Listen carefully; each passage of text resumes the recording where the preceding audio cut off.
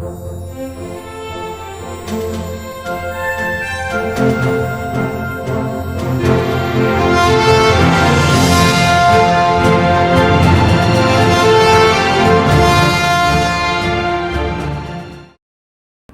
à tous, je suis Kamara Kolo de tenue traditionnelle, tout le monde connaît ce nom.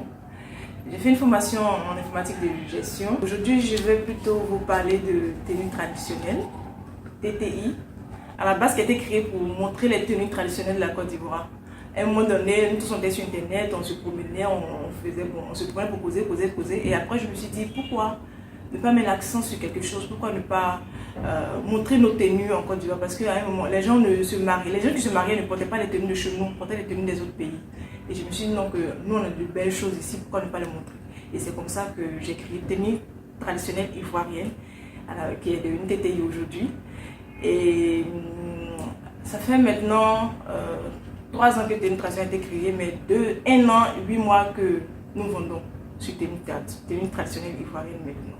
Tenue traditionnelle n'a pas de local, nous sommes en ligne, nous faisons tout en ligne, la boutique est en ligne, tout se passe en ligne, même les clients viennent, les clients commandent en ligne. Donc je peux dire que oui, je vis bien de cela. Pour les commandes, comment je m'organise pour les rendez-vous, le client sur le net d'abord, je lui envoie les images ou bien je lui demande ce qu'il veut, en faisant ce qu'il veut, je lui envoie les images et il me donne la date de son mariage.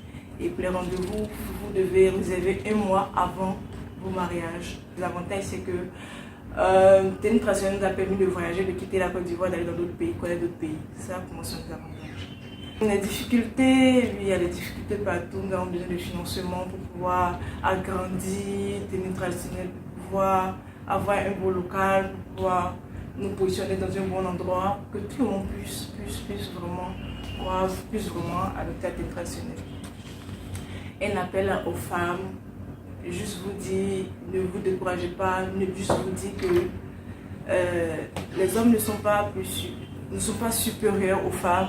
Ça je le dis, les hommes ne sont pas supérieurs aux femmes, nous sommes tous des femmes et nous devons nous battre. Tu te lèves chaque matin, même si tu vas vendre tes galettes, tu vas vendre de l'eau, dis-toi que tu le fais avec une fierté derrière, tu le fais avec une joie derrière, parce que tu vas pas continuer à aller quémander, à aller demander tout.